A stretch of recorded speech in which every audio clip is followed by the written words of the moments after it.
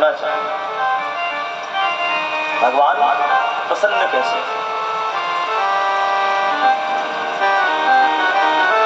99% हम जो मनुष्य हैं तो जब भी भगवान के समक्ष जाते हैं तो कुछ न कुछ मांग करते हैं।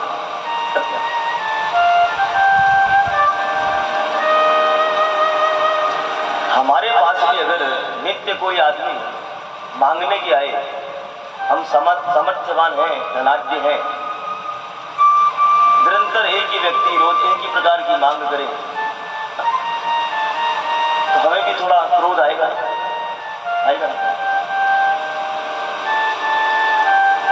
हम सब देखा करते हैं कि मंदिरों की सीढ़ियों पर हम पहुंचने के बाद से हमारी जो मांगे हैं वो आरंभ होती है।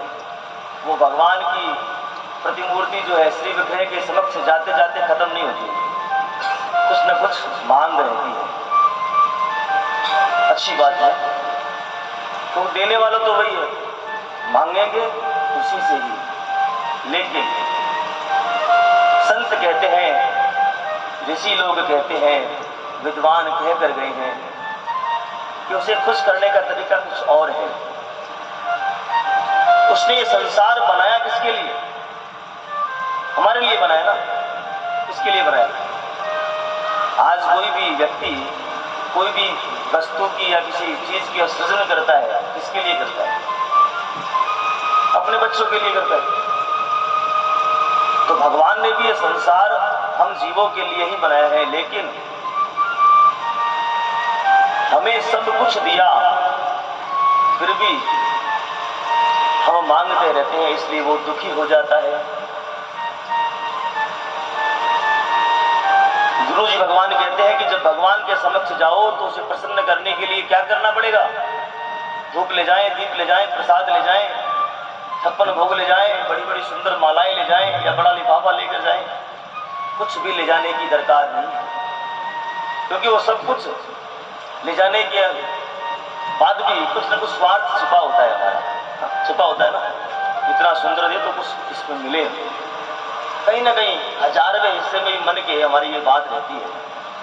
तो गुरु भगवान कहते हैं कि भगवान को आप जाकर के केवल धन्यवाद दो, जो कोई नहीं देता है। धन्यवाद क्या देना है? हे प्रभु, तूने मुझे सुंदर शरीर दिया, अगर तू मुझे 2 आंखें न देता तो ये संसार देख ही नहीं पाता। हे प्रभु, तेरा बहुत बहुत धन्यवाद, तूने मुझे बहुत दिया। हे प्रभु, तूने मुझे 2 हाथ दिए जिससे मैं अपना स्वयं का कार्य कर सकता हूँ। हे प्रभु, तूने मुझे 2 पैर दिए जो सुंदर तरीके से काम करते हैं, मैं चलकर कहीं पर भी संसार में जा सकता हूँ। हे प्रभु, तेरा अनंत धन्यवाद। कहा कभी ऐसा किसी ने कहा क्या भगवान को ऐसा? एक बार कह कर देखिए, हे प्रभु, तूने सुंदर मकान दिया, सुंदर फ्लैट दिया मुझे रहने के लिए, 2 वक्त की रोटी दी भगवान तूने मुझे कहीं पर मांगने जाना नहीं पड़ता है। सुंदर वस्त्र दिए प्रभु तूने मुझे अपने शरीर को ढकने के लिए, उसके लिए विशेष प्रयास नहीं करना पड़ा मुझे, सब कुछ व्यवस्थित है। ये नहीं कह करके हम क्या कहते हैं भगवान को? प्रभु तूने मुझे ये नहीं दिया। जो नहीं दिया वो भगवान को कहते हैं, जो दिया उसका धन्यवाद भगवान को नहीं दिया। जो कथाएं, ये सत्संग हमें सिखाए कि भगवान को हम प्रसन्न कैसे करें। हम सब ने एक कहावत सुनी होगी, 99 के चक्कर में लगेड़ा। तो 99 का चक्कर मालूम है क्या है? 99 रुपए देकर के भगवान भेजता है, सबको भेजता है, प्रारब्ध बनाकर भेजता है ना वो, अपने कर्मों के हिसाब से सबको, किसी को कम किसी को अधिक, किसी को पंखी तो किसी को इसी देता, सबको है वो। गांव में पंखी देता है ना, हवा तो उससे भी आती है और इसी से भी आती है, देता सबको है। उसके प्रारब्ध में पंखी लिखी तो पंखी दी भगवान ने, और किसी के प्रारब्ध में एसी लिख दी तो उसको एसी दी।